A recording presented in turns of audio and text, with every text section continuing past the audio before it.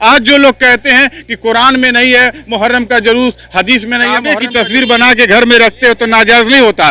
ख्वाजा गरीब नवाज के रोजे की नकल बनाते हो तो नाजायज हराम नहीं होता। और जब इमाम हुसैन का बनाया जाता है तो नाजायज हराम हो जाता है। खास मकाम पर इस वक्त पहुंच चुके हैं। तस्वीरों में आप देख सकते हैं दस्तारबंदी भी कुरान और हदीस में नहीं है। ये जितने भी जलसे आप करते हैं मदरसे में, ये भी कुरान और हदीस में नहीं है। किसी कौम को दबाने डराने के लिए नहीं खेलते, हम इसलिए खेलते हैं ताकि इमाम हुसैन की याद ताजा हो। जुलूस इमाम हुसैन के नाम पे कयामत तक निकलेगा, ताकि भले ये लोग हराम और हलाल का फतवा देते रहे, ये रुकेगा नहीं। इमाम हुसैन का जिक्र होगा, किसी भी शक्ल में होगा, जिक्र होता रहेगा। दोस्तों आदाब, दस्तक टुडे पे आपका इस्तकबाल है। इस वक्त हम मौजूद हैं शाही इमामबाड़े में, जिसकी तारीख 300 साल पुरानी है। दोस्तों आपको बता दें कि मुहर्रम का पाक महीना चल रहा है और गोरखपुर ही नहीं पूरी दुनिया में हसन हुसैन को लेकर, उनकी तारीख को लेकर जिस तरह से 72 साथियों के साथ उन्होंने अजीम कुर्बानी दी थी, उस कुर्बानी को याद करते हुए मुहर्रम का त्यौहार मनाया जाता है। लेकिन यही दोस्तों आपको बता दें कि मुहर्रम को कुछ इस तरह से मनाया जाता है जैसे किसी खुशी का इजहार हो रहा है। तो इसी को लेकर उलमा और तमाम लोगों ने कई तरह के बयान दिए हैं कि मुहर्रम को किस तरह से मनाना चाहिए। तो दोस्तों हमारे साथ सलमानी साहब मौजूद हैं, आइए उन्हीं से जानते हैं कि उनका इस बारे में क्या सोचना है। सलमानी साहब, आपका दस्तक टुडे में बहुत बहुत इस्तकबाल है। जैसा कि मुहर्रम माह चल रहा है और इस माह में माना जाता है कि बहुत ही इस्लाम दीन के लिए गम भरा महीना है और लोग किस तरह से मुहर्रम को मनाते हैं और मुहर्रम किस तरह से मनाया जाना चाहिए। उलमाए दीन इस तारीख को लेकर तमाम तरह के फतवे जारी करते हैं, उसको लेकर आप क्या कहते हैं? मुहर्रम इमाम हुसैन की याद में हम लोग शहादत इमाम हुसैन में जिक्र इमाम हुसैन की मजलिस सजाते हैं और मजलिस में इमाम हुसैन का जिक्र होता है। यजीद इमाम हुसैन के नाम को मिटाना चाहता था और हम लोग मुहर्रम में इमाम हुसैन का अखाड़ा निकाल कर और अब्बास अलमबरदार का अलम निकाल कर 5वीं 9वीं 10वीं मुहर्रम को हम लोग जुलूस निकाल कर हुसैनी अखाड़ा निकाल कर इस बात का पैगाम देते हैं कि यजीद अगर जो इमाम हुसैन को मिटाना चाहता था तो हम दुनिया के कोने कोने में हर एक गली के अंदर इमाम हुसैन का नाम लेते हुए जुलूस निकालते हैं और इमाम हुसैन का नाम बाकी रखते हैं।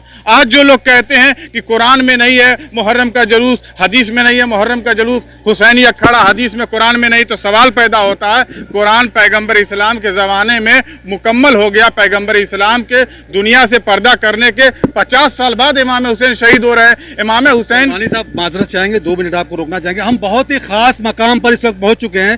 तस्वीरों में आप देख सकते हैं कि आपको एक कब्रिस्तान नजर आ रही होगी। दरअसल यहाँ पे सज्जादा नशीन सैयद अदनान फर्रुख अली शाह के सरपरस्त हैं, उन्हीं के वर्षा की ये मज़ार है। तो आपको हमने यहाँ की कब्रिस्तान देखा। तो आइए फिर सलमानी साहब से हम बात करते हैं कि सलमानी साहब अपनी बात यहाँ पूरी करें। सलमानी साहब माफ़ कीजिएगा, हाँ आप बोलें। तो आज जो बार बार ये बात कही जाती है कि इमाम हुसैन के नाम पर जो मुहर्रम में जुलूस निकालते हैं, अखाड़ा निकालते हैं, ये कुरान और हदीस में नहीं है। सवाल पैदा होता है कि अगर जो हर चीज़ तुम कुरान और हदीस से मांगोगे तो दस्तार जो बांधते हैं मदरसे के अंदर हाफिज और आलिम, तो ये दस्तारबंदी भी कुरान और हदीस में नहीं है। ये जितने भी जलसे आप करते हैं मदरसे में, ये भी कुरान और हदीस में नहीं है। तो पता ये चला कि इमाम हुसैन की जो शहादत हुई थी वो दीन इस्लाम को बचाने के लिए हुई थी। आज अगर जो हम मुहर्रम में जुलूस न निकालें, हुसैनी अखाड़ा न निकालें या हुसैन का नारा गली गली में ना लगाएं, तो आज कौन जानेगा इमाम हुसैन कौन थे, कब शहादत हुई, क्यों यौम आशूरा मनाया जाता है, क्यों 10वीं मुहर्रम के दिन ये सब होता है। कुछ लोगों का ये भी कहना है कि ताज़िया के बारे में कहते हैं कि ताज़िया हराम है। आला हजरत ने जो लिखा है फतावा रज़विया में मुरविजा ताज़ियादारी हराम लिखा है। तो मैं ये कहना चाह रहा था कि जिस तरह से तमाम लोग मस्जिद नबवी और गुंबद खजरा की नकल बनाते हैं, नबी के रोज़े की तुम तस्वीर बनाते हो और 12 रबीउल अव्वल में जलूस मोहम्मदी में घुमाते हो, तब नाजायज़ और हराम नहीं होता। काबे की तस्वीर बना के घर में रखते हो तो नाजायज़ नहीं होता। ख्वाजा गरीब नवाज के रोज़े की नकल बनाते हो तो नाजायज़ और हराम नहीं होता। और जब इमाम हुसैन का बनाया जाता है तो नाजायज़ और हराम हो जाता है। तो मेरा ये कहना है, जैसे गुंबद खजरा बना के रखे हो घर में, काबा बना के रखे हो, तो इमाम हुसैन का रोज़ा भी बना के रख सकते हैं। उसको कांधे पे घुमाना और उसमें नकली कब्र बनाना, इसी को आला हजरत ने हराम लिखा फतावा रज़विया में। जैसे कि आजकल आप देख ही रहे हैं गोरखपुर में तमाम तरह के जुलूस निकल रहे हैं। जुलूस में लोग ढोल ताशे और नगाड़े क्या क्या पीटते हैं, इसके बारे में क्या कहेंगे?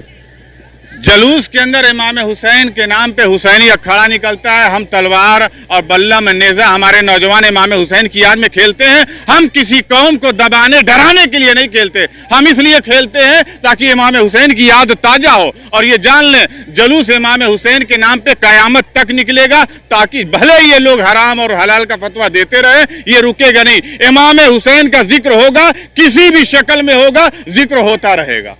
तो दोस्तों, आप शाकिर अली सलमानी को सुन रहे थे, उन्होंने पूरी तफसीली जानकारी दी कि मुहर्रम को क्यों मनाना ज़रूरी है। तस्वीरों में आप देख सकते हैं, यहाँ पे आपको काट की ताज़िया नज़र आ रही होगी, जो कि कहा जाता है कि ये यहाँ की बहुत ही अजीम ताज़िया, बहुत पुरानी और तारीख़ी ताज़िया है। यहाँ पे हर धर्म के लोग आते हैं, अपनी अक़ीदत पेश करते हैं। तस्वीरों में आप देख सकते हैं किस तरह से अक़ीदत लोग पेश करते हुए आपको नज़र आ रहे होंगे। दस्तक टुडे आपको ये बराह रास्त तस्वीरें दिखला रहा है, और ये तस्वीरें आप तनवीर आज़ाद के ज़रिए ही देख पा रहे हैं।